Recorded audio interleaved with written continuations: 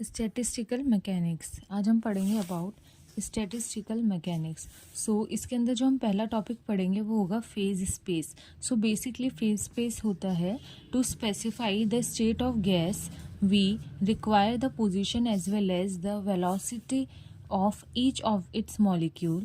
So we must specify about 6 quantities, that is x, y, z, px, py, pz for each molecule. So basically phase space is, क्योंकि हमको किसी भी gas particle की state को पता करना है, इसीलिए हमको 6 कोऑर्डिनेट का रिक्वायरमेंट होता है, जिसमें से 3 तो पोजीशन कोऑर्डिनेट होते हैं और 3 हमारे पास वेलोसिटी कोऑर्डिनेट्स होते हैं. So x Y z position coordinate and we know that p is the momentum, so p equals to m v. तो यहाँ से हमको वेलोसिटी कोऑर्डिनेट मिलते हैं p x P y p z for each molecule. In 3D space, three-dimensional space, the volume element in position space, अगर हम position space के volume element की बात करें तो वो होगा D x D Y and D Z. And momentum space D P x D P Y and D P Z. अगर हम मोमेंटम स्पेस की बात करें तो जो कोऑर्डिनेट होंगे, वॉल्यूम कोऑर्डिनेट होंगे, वो होंगे D P x D P Y and D P Z.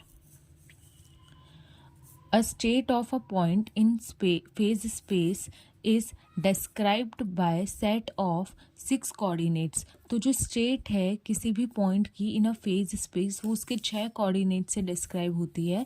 और वो जो 6 कोऑर्डिनेट्स हैं वो हैं X Y Z P x P Y and P Z. And an element of volume in this space dx dy dz dpx dpy and dpz.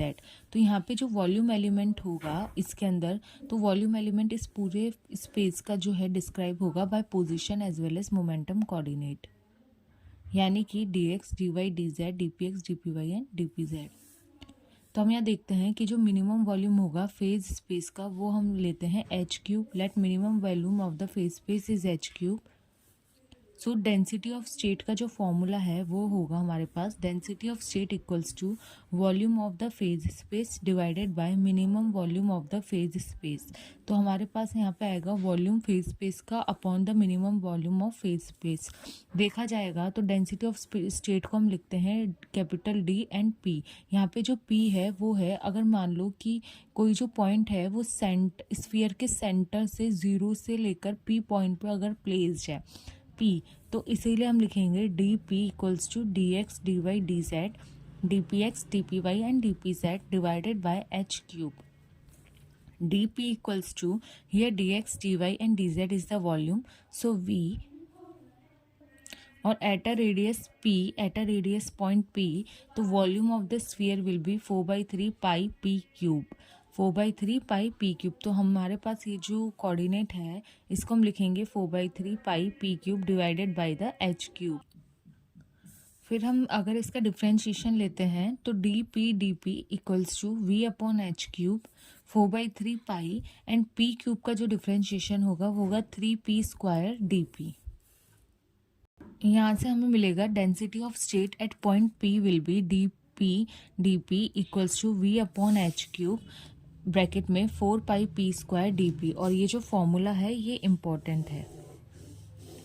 Okay, so D P equals to we upon H cube 4 pi P square and D P. Now let us discuss about phase space diagram of an oscillator. So total energy of a harmonic oscillator equals to kinetic energy plus potential energy.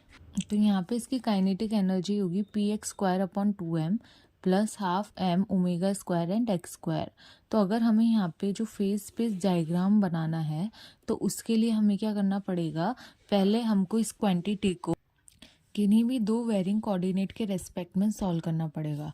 तो यहाँ पे P x जो है वो varying है velocity coordinate as well as जो position coordinate है वो भी वेरिंग है. तो इन दोनों के रिस्पेक्ट में जब हम इस इक्वेशन को सॉल्व करेंगे, जैसे कि हमारे पास इक्वेशन है p x square upon 2m plus half M omega square x square equals to a. अब हमें with respect to x and p x में सॉल्व करना है. अगर हम एक्स कोऑर्डिनेट मान के चलते हैं,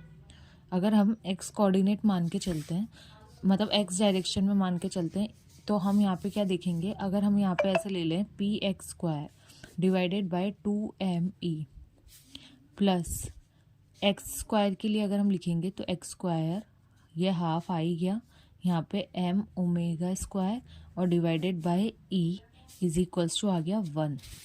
होल स्क्वायर के रिस्पेक्ट में अगर हम देखते हैं तो पी एक्स स्क्वायर तो हमें यहाँ लगाना पड़ेगा √2me का होल स्क्वायर प्लस हमको देखना पड़ेगा अगर हम एक्स स्क्वायर के रेस्पेक्ट में निकालना चाहते हैं तो एक्स स्क्वायर और सब चीज़ें फिर डिनोमिनेटर में आएंगी तो 2e divided by m omega square का होल